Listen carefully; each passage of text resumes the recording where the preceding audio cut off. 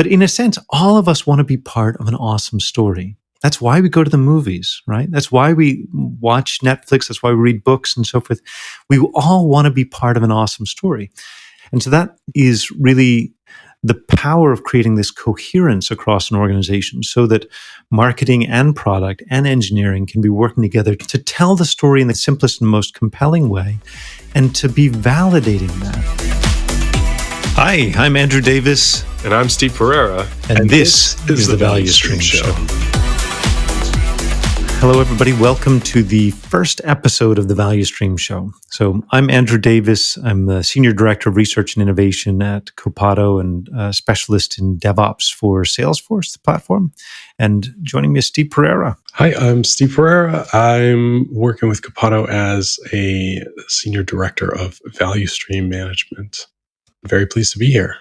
So we're kicking off the show. The Value Stream Show is our opportunity to introduce you all to some of the hot key concepts in the IT industry, especially in the DevOps movement and its evolution into the realm of value stream management. So what we'll be doing in this initial podcast episode and the subsequent episodes of the show is introducing people to the concept of what are value streams, what is value stream thinking, what is DevOps, how's the evolution of development methodology shaping up and changing the way businesses operate, and assorted guest speakers, big thinkers in the world of technology, software development, and so forth, but also looking at some of the big changes that are happening in our organizations today. So Steve and I began our collaboration about a year and a half ago. We met at the DevOps Enterprise Summit. He's a specialist in value stream management, and I'm a specialist in DevOps for low-code systems. We began chatting and meeting every weekend, basically through the weekends, thinking through a new book that we're working on together. That'll be coming out through IT Revolution in the coming year. We realize we have so many ideas in common about how the space is changing and what are the big thinkers in this industry, how things are changing, how people are beginning to reshape how they're looking at the interplay between software development, how people work together, how organizations function, how decisions are being made. So Steve, I'd love to get you to kick us off by explaining what are value streams? What does this mean anyway? Yeah, I think that value streams are just this logical model for thinking about work in the context of customer value.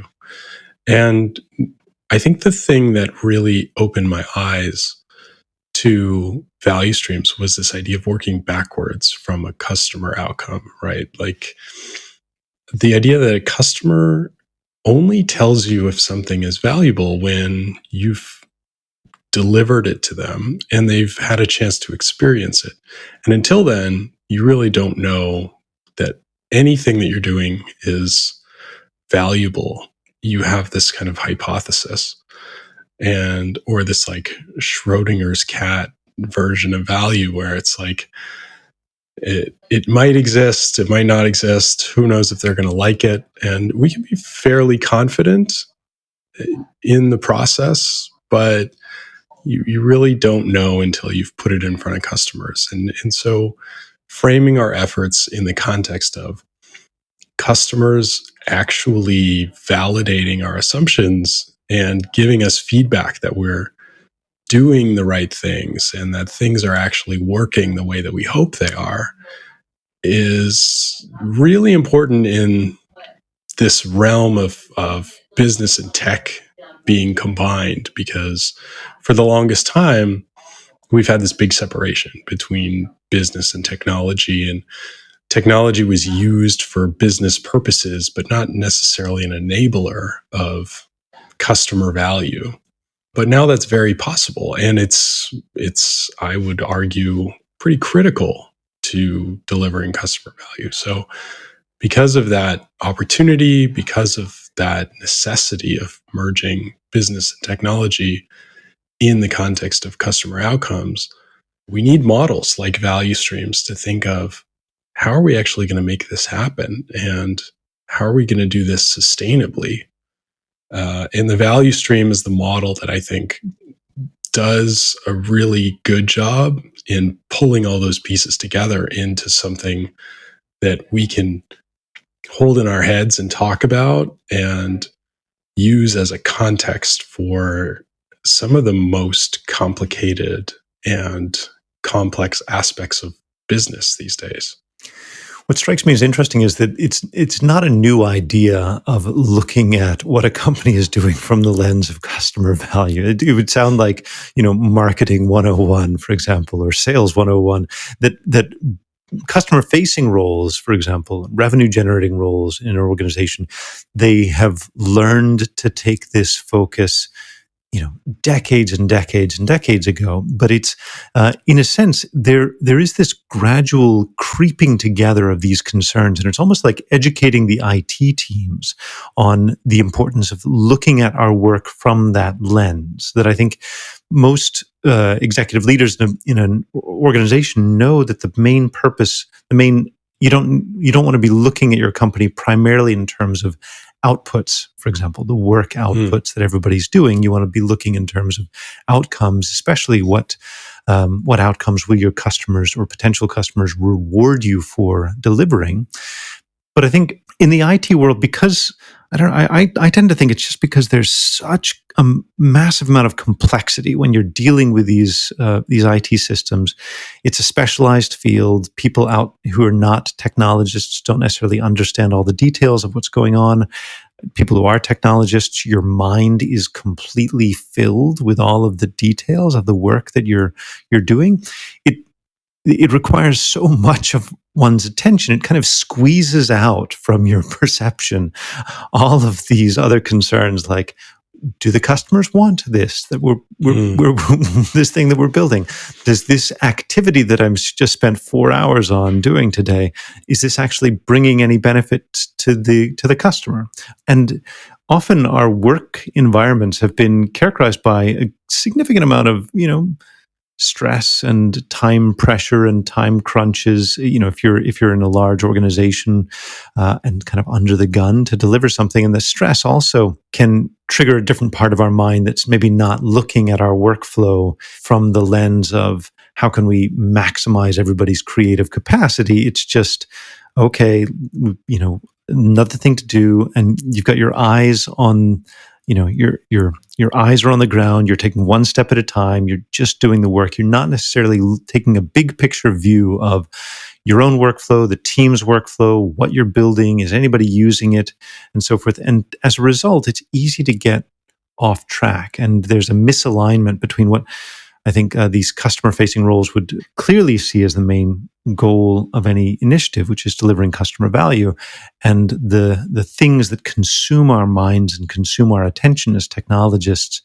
That really the values, the whole idea of framing our work process in software development as a value stream is a way of cueing us to use that lens to view what's happening, and it's basically shining the customer's light, really, on what we're doing in terms of, do each of these steps add value, or are these non-value producing from a customer's point of view? Is that fair, Steve? Yeah. Like I see this common challenge of like being lost in the trees of the forest, right? Like being so focused on the thing that's right in front of us, the thing that may be the short-term goal, maybe the thing that most aligns with our job description or what we're comfortable with, or picking up from yesterday.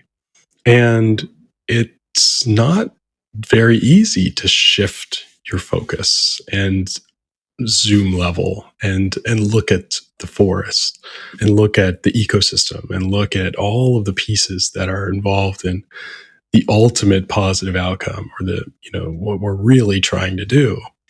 And so a value stream is kind of like a hack for refocusing our attention away from our little piece of the puzzle and seeing things in a more collective context, in a more systematic context. Thinking while you're talking about basketball, and we have all these like examples of like, keep your eye on the ball or keep your eye on the goal. And really, you've got to be mixing all these levels of visibility and understanding to successfully execute something like high performance in a basketball game, right? I mean, you can't be paying attention to how you're dribbling the ball. If you want to be successful at a high level of performance, you have to sort of take the operation and the kind of default cadence of activity for granted so that you can focus on strategy and you can focus on how both teams are working simultaneously and you can collaborate with your teammates and pay attention to the fact that you could expend all your energy in the next moment and then be wiped out for the rest of the game, or you can balance things and you can keep many factors in consideration. And I think that this practice of like value stream management is a lot of those aspects coming together. It's the long term and the short term. It's the mechanistic and the repeated and the standardized operations of work with maximizing the creativity and the continuous improvement balanced with the discontinuous improvement, the things that are disruptive. And it's many things put together. But I think what helps us understand all of those things are models like the value stream, like the idea that it is valuable and important to consider the full scope of what's happening to deliver an outcome, and seeing that as a flow of activity that should be smooth, that should be sustainable, that should be ideally enjoyable for the participants who are involved in it, and then deliver some valuable outcome at the other end. It's just kind of a tool to refocus our thinking, to keep us in the right mindset and help us pay attention to the things that we might forget about if we were too focused on our little piece of the puzzle. So this aspect of going up and down through the levels, from the most, from just dribbling a ball, so to speak, to stay with the basketball analogy, to, I appreciate for example, that. so Steve and I are, I think, self-proclaimed not sports experts or fanatics. So any sports analogies, full disclaimer in this show, any sports analogies we use may be completely inaccurate. So stay tuned. Your forgiveness is requested, but also you might find the entertainment value might outweigh the sports analogy itself. But so we think about shifting context from the physical basic activity of dribbling a ball to actually making a basket, to winning a game, to winning the championship. There's different levels of focus, to having a good time, bonding with your teammates, to not burning out, improving your physical fitness. The sports analogies, I think, are great and useful just because they're, most people can understand. It's fairly, there's a lot of heroic training that's done in terms of physical prowess. But here we're talking about, improving the capacity and the effectiveness of these technology teams. The equivalent is, you need to know those basic skills. You need to develop muscle memory. When you're practicing endlessly dribbling a ball, what you're doing is you're building up this muscle memory. It's gradually becoming habitual. So you can use these unconscious parts of your mind to take over, basically take responsibility for those activities. So the conscious parts of your mind can stay more focused on these higher value, more creative aspects of the process. So there's something, the equivalent obviously for our technology teams is there needs to be a certain level of standardization. There needs to be certain parts of the process that are automated. And that's really a lot of the attention in the DevOps space, in the software development space, has gone into, which parts of the process can you automate and how can you build habits and processes as a team. But there is this need to continue up-leveling our attention to what are we building? What are we really building? Is our process net efficient? Do we have the right number of people? Do we have too many people? Do we have too few people in these different roles? Are we looking at what we're delivering in terms of setting the groundwork for a future, product strategy, say, that will serve the company well?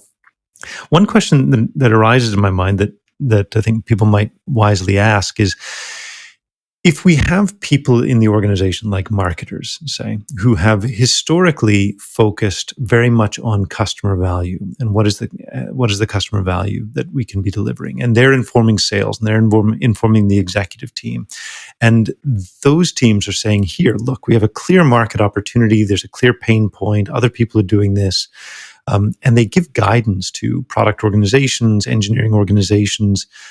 That's what the org chart is for, in to a great degree, right? The org chart is to create a coherence in an organization so that decisions can be made at the top that are ideally in the, balancing these various considerations. What is the need for engineers and technologists to be thinking in terms of a value stream themselves? What's the need for engineers and technologists for taking this customer lens as opposed to just doing what you're told, right? That's the simplest approach. Marketing says we need to build this. Marketing tells product to build this. Product tells engineering to build this. Engineers build it. Why on earth would an engineer need to know or take that lens? Steve, what do you think?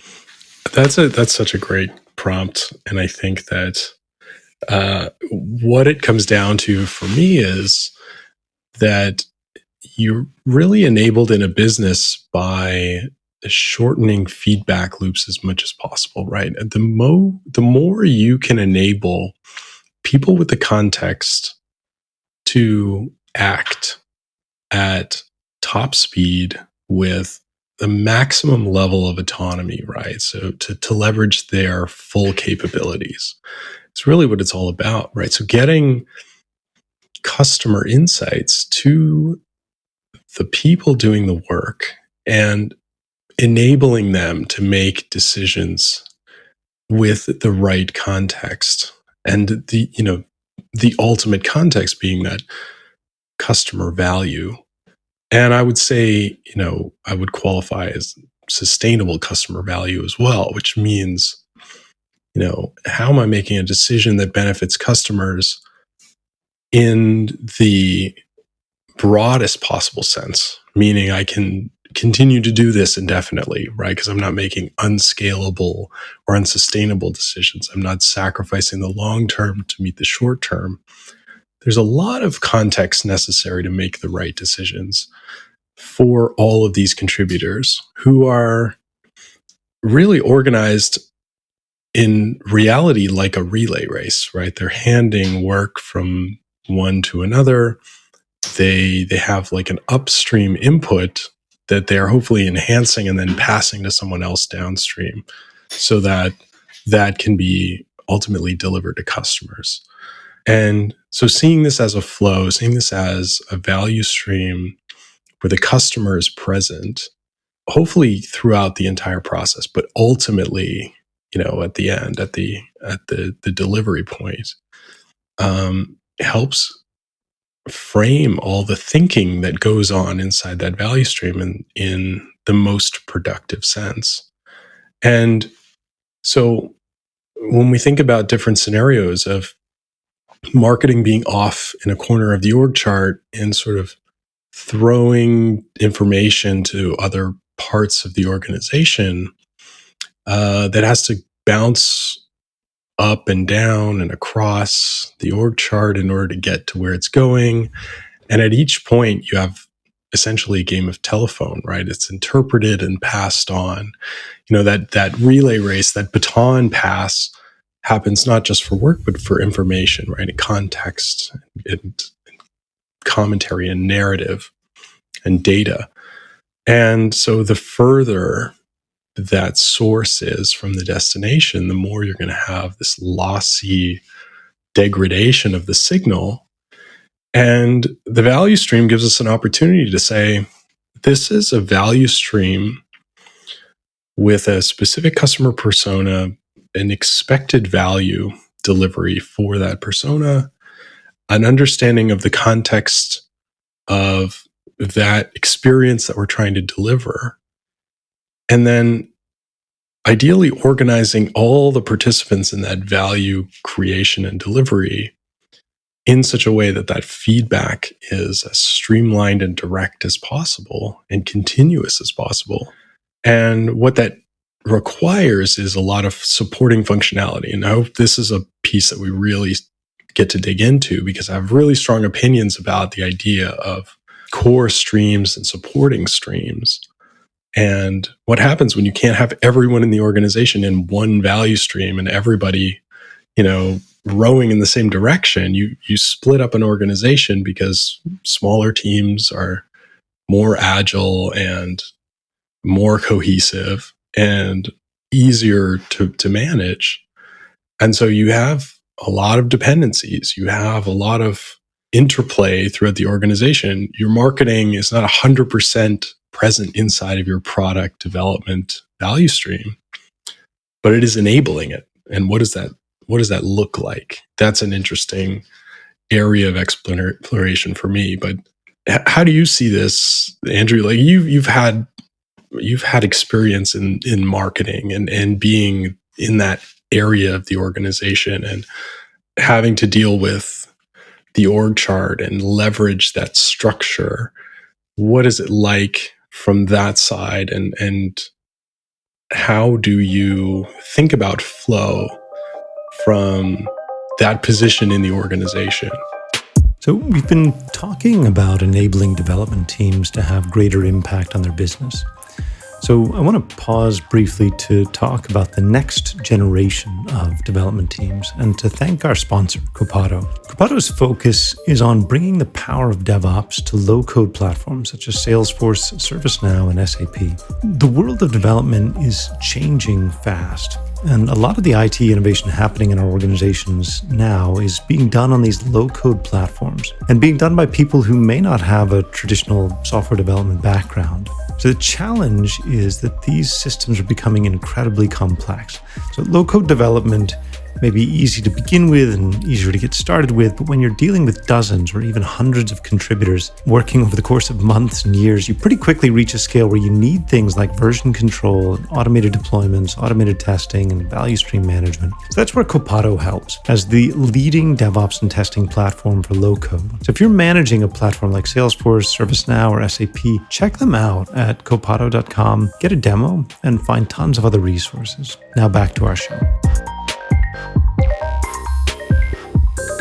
I guess to make sure everybody's clear, I think the analogy that Steve gave of a relay race, that the way most sophisticated processes work is a little bit like a relay race, just to make sure that people who are listening or watching the show know what we're talking about when we're doing a value stream. The classic example in software development is to move from planning something, you create a user story or whatever, to it's actually being developed, then it's maybe being tested, and then it's being deployed and released, and then you're getting feedback on that and creating a loop. So that's one classic example. In the marketing department, you've got the idea of, planning a marketing campaign.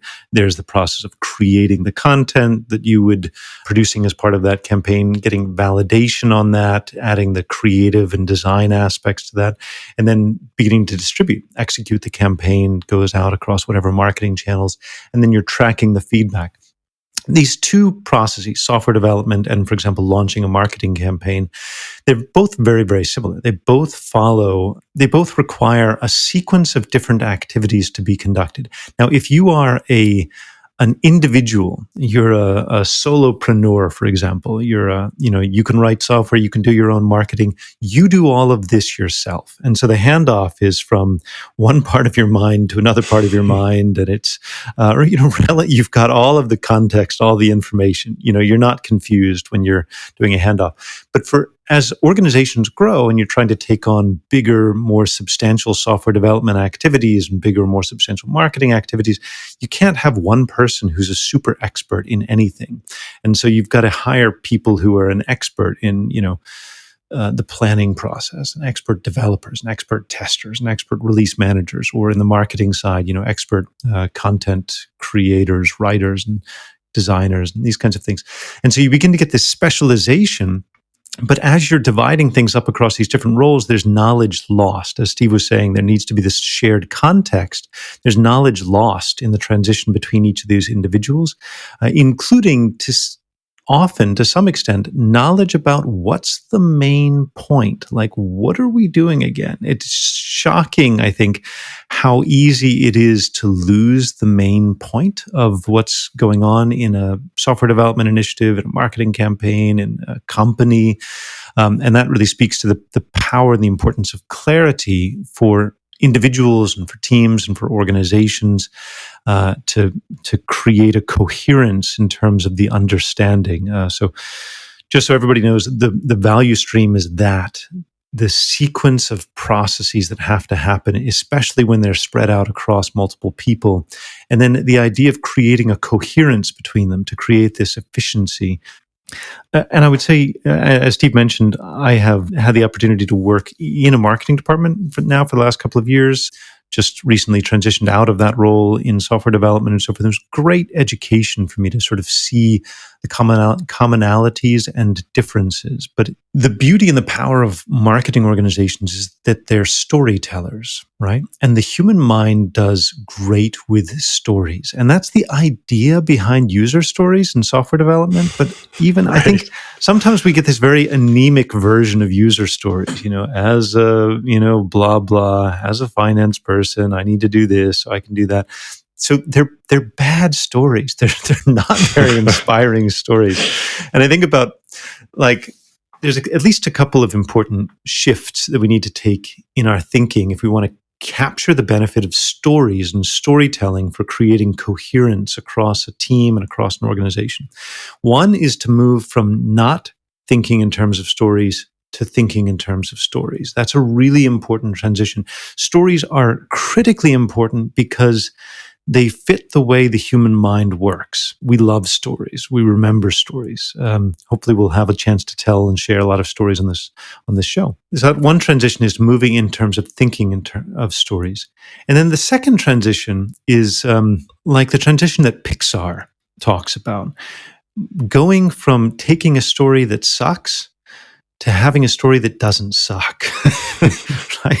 A story that is in fact inspiring, amusing, captivating, right? Pixar has mastered the art of storytelling, but they do that by crafting those stories and banging on those stories and adjusting them again and again and again until they don't suck, until they're really inspiring. Now, there's something incredibly magical about a story that doesn't suck, right? I'm sure there's a technical term for that, right? But an inspiring story. And that's really what marketing departments serve to find, right? But it actually takes work.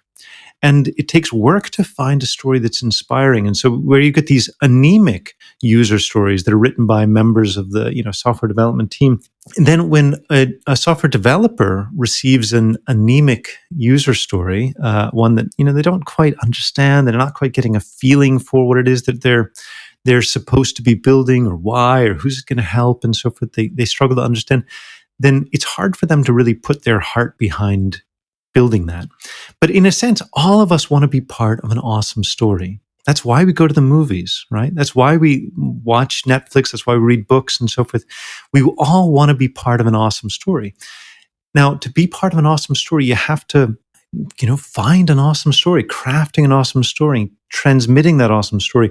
And so that is really the power of creating this coherence across an organization so that marketing and product and engineering can be working together to tell the story in the clearest and simplest and most compelling way, and to be validating that, like asking questions. And there's this flow between people that is, in a large organization, extraordinarily inefficient compared to the flow of information in our brains, so to speak. Like when there's the part of me that plans something versus the part of me that develops it versus the part of me that talks about it, that's a relatively efficient, coherent handoff.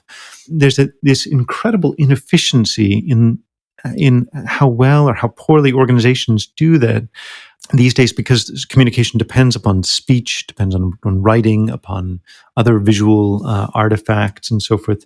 And I guess the one final point is that if you think about how your brain works, and this analogy of dribbling a basketball, I said the reason people practice that, hundreds of hours, thousands of hours dribbling a basketball. Why? Is to make it automatic, is to get that muscle memory, is to make it ingrained, to create these reflex arcs so that, a well-trained athlete, they have a reflex arc where if their palms are stimulated with the feeling of a basketball, immediately, like their feet start moving in a certain way, right? Because these reflex arcs are so deep and so deeply ingrained. Now, the reflex arcs that we've built in our organizations are not necessarily nearly as well established as that. And that's really the difference between high-performing organizations and adequate or inadequate organizations. It's just they haven't developed these reflex arcs. So what do these reflex arcs involve? Primarily as information flow. Information flow depends upon, it's a whole nother area, topic for another day probably, but information flow depends upon trust, high trust, this whole idea of teams, forming and then storming and then norming and then performing. That's the old model. And the way in which information flows up and down and across an org chart. Gene Kim, one of our mentors, speaks at enormous length about this topic, but it is fundamentally inefficient to have information flow up from one department to executive tiers and then down to the rest of the organization. It is like information going into conscious awareness and then down to inform other parts of the body. I say inefficient. That's a bit unfair. It's critically important. It is critically important you have information flow up to executive tiers of an organization and down to the rest of the organization. That's a critically important organizing structure. Same way that our conscious awareness is critically important to coordinate. It's just not quite as fast and effective as getting these reflex arcs. And that's what we're talking about with value stream management, is really getting this lateral communication between members of a team who are working towards a common goal, building that lateral communication, building those reflex arcs inside the team. There's so much to that that's really interesting. And I think of, the analogy for me in the value stream context is the supporting streams or the enabling streams that are not quite customer facing, but their customers are those core streams. And what they hopefully take care of and facilitate is almost that system one operation, or that's the autonomic behaviors, allowing those teams to breathe and sense and calmly assess an environment because they've taken care of all the table stakes. And, it's the equivalent of perfect dribbling function so that you can focus on where the ball is going, where all the players are on the court, and all the things that are strategic rather than, just keeping the lights on, just managing to stay on your feet. We see a lot of organizations that are just managing to stay on their feet, and they can never quite get to that point where they have the luxury of strategic activities or crafting their own destiny or achieving a degree of autonomy. And that means trust as well, right? I mean, you can't develop trust if you're constantly firefighting, if everything is a new crisis. What is there to trust, right? If you wake up every morning and something new and terrible has happened to your home, you're not going to feel safe there. You're not going to be able to think about, well, it'd be nice if I could make my home feel a certain way, or if I could use this wall to express my love of this specific thing, that I'd like to capture in a piece of art. Or, I'd like to move things around in this space so that it feels different. If, the fire alarm is always going off and there's always something on fire in the oven, and, the window is always broken and there's always some problem you have to take care of, you'll never reach that level where you can think ahead, far enough ahead to make the right decisions for that sustainable forward momentum. And that's where I see the value of this stream alignment, organizing according to the flow of work and the flow of information in the organization and enabling the maximum performance of that. And it really requires thinking about the organization in new dimensions, right? Beyond the org chart. And I think, we've been moving down that road successfully in some contexts, right? We have this idea of like communities of practice, for instance, right? Which is this layer that sits sort of on top of the org chart. And this is people coming together to share information and communicate and build trust that's not influenced directly by the org chart. And I think the other dimension that we're kind of interested in as a step beyond that is not just communication flow and trust amongst individuals who share a common interest. But I think the step beyond that is organizing ourselves in the context of value delivery to customers and a smooth flow of work and communication for the purposes of value delivery. Because it's great to have a club, it's great to have, a group of peers who you can share information with and trust and grow with. But ultimately, the business is in the business of customer value delivery.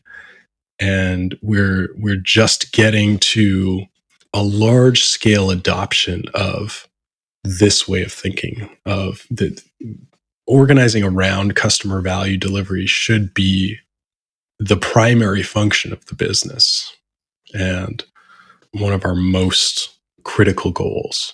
It's interesting that you use the analogy if you're living in a house where the windows are broken and the oven's on fire, and there's these stressors around you. It doesn't allow you to thrive in that environment. It's this interesting balance of course, everybody wants to live and work in a humane environment in the best, most comfortable atmosphere, both physically and psychologically and so forth as possible. At the same time, there are legitimate risks and pressures and challenges and so forth that need to be accounted for. For example, to keep a company running and to, for individuals to make enough money to survive and these kinds of things. There's been this long, slow-moving learning process, I think, of trying to humanize the workplace in a lot of ways. And I think as tech workers, because the skills are so in demand, maybe we're coming from a place of enormous privilege, right? Because you can change jobs, and so tech companies are, of course, creating comfortable working environments, just to keep people from bailing and going somewhere else. And that's, of course, part of it. But there is balance between creating work environments that are optimized for the way humans interact, what humans enjoy, like that membership in a group, the sense of belonging and membership, whether it's a small team or an organization, whether it's a formal hierarchy or an informal community of practice. People value that. People value the opportunity to learn, to feel that they're contributing, that they're being honored and so forth. But at the end of the day, there are these hard requirements. The company needs to be bringing in as much or more revenue than the costs that they're incurring. And so there can be a tension, naturally, a competing tension between these hard realities and the sort of soft desires of humans for comfort. And in a sense, that desire of humans for comfort is what is driving the entire IT industry and most everything else in our modern societies. It's that laziness, trying to see if we can get a machine to do work for us. Right? We're trying to automate everything, and there's a sense in which humans are naturally lazy. But laziness can be pathological, but laziness can also create efficient systems. Everything in nature is created. The level of efficiency inside the human body is extraordinary. Right? Everything is incredibly optimized, and it's optimized through the force of evolution. Right? It's just. And all natural systems have evolved to be maximally efficient. And we're in the early days, the very, very earliest days, I think, of figuring out how to evolve modern organizations that are knowledge creating and generating organizations to be maximally efficient. We've got a lot of history in society of strongly hierarchical organizations where knowledge was very finite, where there's a finite body of knowledge and certain knowledge holders and everybody else is a worker bee. But now we're in this world of infinite creation of knowledge that creates very, very different dynamics where you really need everybody's brains to be maximally engaged at the edges of the organization, need them to be maximally awake to understanding how what they're seeing in their specific job aligns to what customers will experience and what customers will need, and making that connection, like literally like the synapses connecting in your mind between, oh, that's how what I'm doing benefits the customer, or that's how this bug that I let slip, will harm the customer. And then once you make that clarity, make that clear connection, then naturally we can engage, create benefit for the customers and avert problems. There's nothing so satisfying as the sense of progress towards something meaningful, right? Like actually making something happen and being a part of something happening. And, I think we go through seasons in the industry, and certain things become trendy, and there's a lot of copy and paste attempted, right? I mean, we have a lot of organizations that are extremely highly performant. They drive incredible outcomes from individual contributors. And then in order to, try to keep their employees maximally engaged, they try to turn every dial and flip every switch in a direction of keeping those people happy and focused on, their contributions, maximizing their contributions.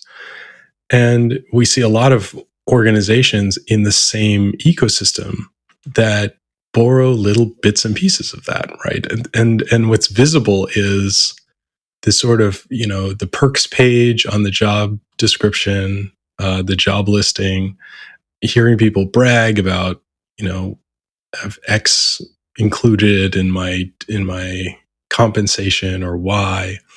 And there's very little visibility into the mechanisms and incentives and communication structures inside of these organizations. The culture that enables high performance is the least visible thing and the hardest thing to actually replicate, because it can't be copied, right? I mean, it's highly localized, it's highly contextual, it's different even inside of one organization, from a department to another or a geographic location to another.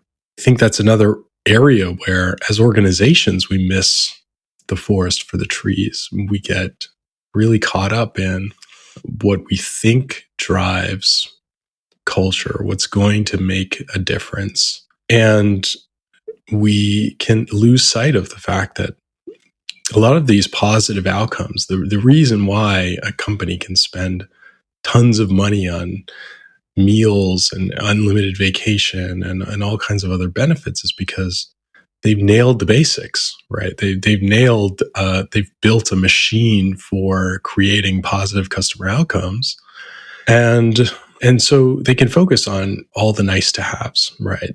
And a lot of organizations, I find, sort of work backwards in that context. They're kind of like, oh, we'll make sure we can attract people and give them things that they expect. Then, we'll try to make it work. And, they sort of back into things like principles and values and incentives and how to structure their organization so that people actually are enabled to create value and sustainably create value. Whereas, I see this as sort of the opposite, right? It's, you've got to nail the basics. You've got to nail the fact that you have to build machines for creating and delivering value. And if that works, then you'll have more than enough money to do all the things that you would like to do and, create whatever kind of environment that you like. And I know that's a difficult balance, but I think that thinking in terms of flow and thinking in terms of value delivery and collaboration of all of these individuals in your organization is getting at the basics, covering the basics so that you can do the things that, the highest performing organizations do on a regular basis. So that's it for this first episode of the Value Stream Show. And I was really so thrilled that we're kicking this off. Steve and I have had a fantastic time over the last year and a half with these discussions held really in private, where we have a chance to sort of learn from each other and share ideas. And we're really thrilled to be inviting the broader IT world and the technology world into these conversations, and really excited to share with you what we're seeing, what we're learning. And we'd love to hear from you and know more what's exciting to you, what's challenging for you, and where can we help try to fill in the gap in your value stream journey. Thanks for joining us. Please rate, review, and share the podcast. And make sure to visit us at valuestreamshow.com to sign up for our newsletter and find show notes, episodes, and more.